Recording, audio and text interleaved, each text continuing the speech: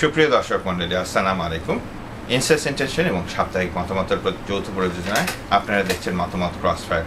আজকে আমরা তিনটি বিষয়ের নিয়ে কথা বলবার জন্য জনাব কুদ্দুস খানের মুখোমুখি হচ্ছি। জনাব কুদ্দুস খান আমাদের বলবেন যে এই তিনটি বিষয় কি কি। জনাব কুদ্দুস খান, এখন খালেদা জিয়ার মুক্তিটা একটা এক্সাইটমেন্টের বিষয় ছিল, কিন্তু সাথে সাথে বিএনপির সভা হয়েছে, সবাই তাকে যাবজ্জীবন মানে সমস্ত জীবনব্যাপী তাকে একটা সভানেত্রী হিসাবে নিয়োগ করেছে বা প্রেসিডেন্ট অফ পার্টি। এটা একটা আনডেমোক্রেটিক একটা স্ট্যান্ড হয়েছে, এই সম্বন্ধে আমরা কিছু কথাবার্তা বলবো। আর দ্বিতীয় কথা হলো ভারতীয় জনৈক সাংবাদিক বাংলাদেশের কিছু পত্রিকার উপরে কিছু অসত্য রিপোর্ট দিয়েছেন বলে মনে হচ্ছে, যদি এই মুহূর্তে বলা মুশকিল রিপোর্টটা কি তা নিয়ে কথা বলো। তৃতীয় হলো যে কিছু বাংলাদেশের খেলোয়াড় নিজের ন্যাশনাল টিম ত্যাগ করে ভারতে উপস্থিত হয়েছেন, ভারতে খেলেছেন, তারা একটা বিরাট অঙ্কের টাকার বিনিময়। এই নিয়ে আমরা কিছু কথা বলবো। তো আমরা প্রথমে শুরু করি খালেদা জিয়ার ব্যাপারটা নিয়ে। যে আপনি যেটা বলছেন যে তাকে সারা জীবন নেত্রী করে বিএনপির একটি প্রস্তাব আনা হয়েছিল এবং সেই প্রস্তাবে বিনয়ের সাথে খালেদা জিয়া অসম্মতি জ্ঞাপন করেছেন, অর্থাৎ এই ইস্যুটা কিন্তু আর ইস্যু নেই। না, ইস্যু নাই। ঘটনাটা হলো কি, খালেদা জিয়া বেরিয়ে আসলেন এবং খালেদা জিয়া ইনসিকিউরিটি কোথায় আছে আমি ঠিক বুঝি না, কারণ উনি তো পার্টির নেত্রী থাকছেন। সোফার পার্টিকে ভাঙার চেষ্টা করা হয়েছে বা কেউ সাকসেসফুল হতে পারে নাই।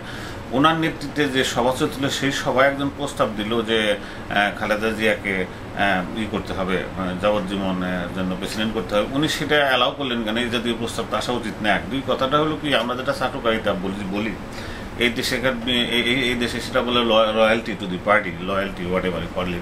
এটা এত বেশি থাকলে, চাটুকারিতা থাকলে গণতন্ত্র, তাহলে নিশ্চয়ই গণতন্ত্রের একটা প্রবলেম হয়। গণতন্ত্র হচ্ছে পরিবর্তন মানেই গণতন্ত্র। খালেদা জিয়া আজকে প্রেসিডেন্ট আছেন, কালকে থাকবেন না। অলরেডি খালেদা জিয়া 15-20 বছর আছেন, এটা সমালোচিত হচ্ছে এবং গণতন্ত্র এভাবে চলে না। কারণ গণতন্ত্র চলে না এই কারণে যে একটা নেত্রী যতই ভালো হোক তার একটা স্টাইল আছে, ওই স্টাইলটা একসময় পুরনো হয়ে যায়। নতুন আবার লিডারশিপ আসলে নতুন স্টাইল দিয়ে দেশটাকে ভালোর দিকে নিয়ে যেতে চেষ্টা করেন। খালেদা হাসিনা দুজনের স্টাইলটা আমরা দেখেছি, তাদের নেতৃত্ব দেখেছি, তাদের সরকার দেখেছি। চোপার সরকারে অনেক ব্যর্থতার পরিমাণটা অনেক বেশি। অ্যাটলিস্ট আর কাউকে চেষ্টা করতে দেওয়া উচিত।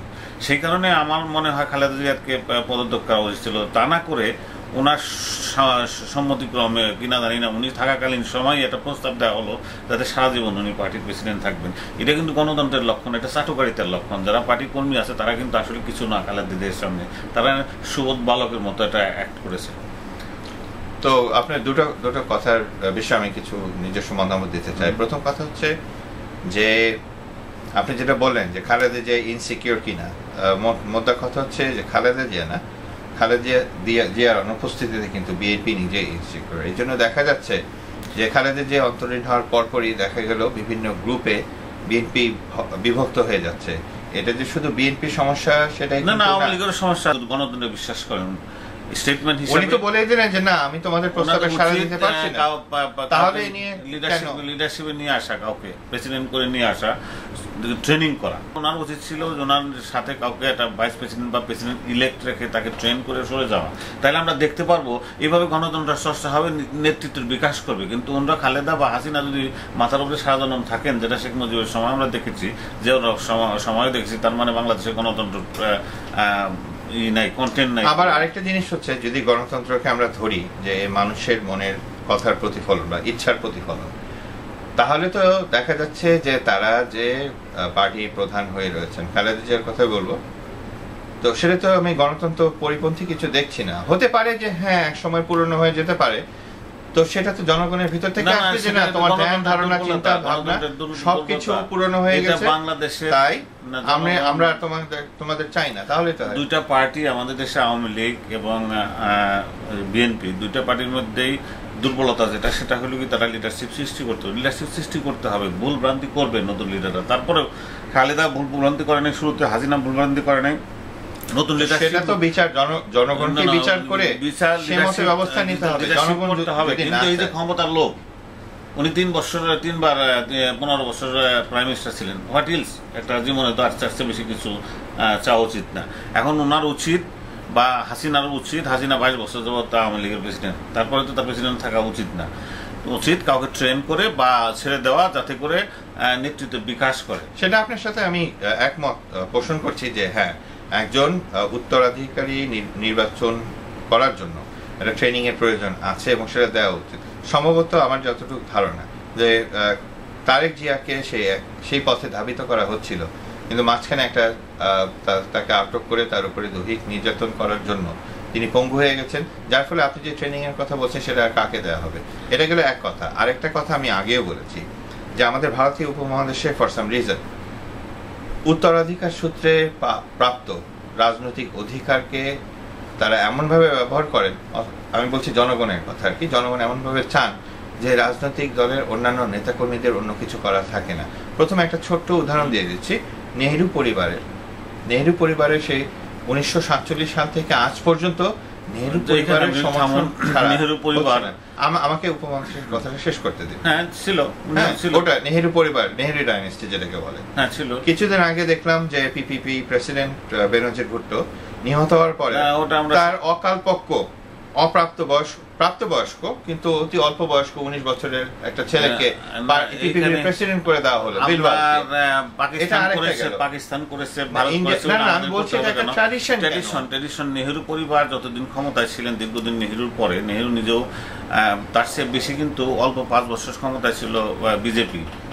যদিও তারা ধর্মীয় পার্টি, দেশের বেশি ইকোনমিক ডেভেলপমেন্ট হয়েছে, বেশি চাকরি সৃষ্টি হয়েছে, প্রায় 3 কোটি। না, কি হয়েছে না হয়েছে ঘটনাটা হলো কি যে আপনার এই ডাইনেস্টি যদি হয়, it's not good for country, কোনো democracy, not good for democracy. কাজে আমাদের চেষ্টা থাকতে হবে, বাংলাদেশের ছোট দেশ, আমাদের চেষ্টা থাকতে হবে ডাইনেস্টি যাতে না হয়, সেটা ভাঙার জন্য। আপনি খালেদা জিয়ার ছেলে তারেক জিয়ার প্রসঙ্গ আনছেন, সেখানে আমি অপোজ করবো একটা কারণে, যেহেতু তিনি খালেদা জিয়ার ছেলে, সেহেতু তাকে ডিসকোয়ালিফাইড করা উচিত। তাহলে লুক লাইক ডাইনেস্টি, আপনাকে লুক লাইক, আপনি একটা কিছু করেন যাতে look like democracy, look like dynasty.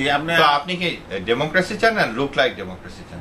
না, লুক লাইক ডাইনেস্টি। আপনি যদি আবার খালেদাকে নিয়ে আসেন, খালেদার ছেলেকে নিয়ে আসেন, তারপর খালেদার সে একটা প্যারালাল গভর্নমেন্ট চালিয়েছে, আমি করাপশন করেছে না করেছে সেটা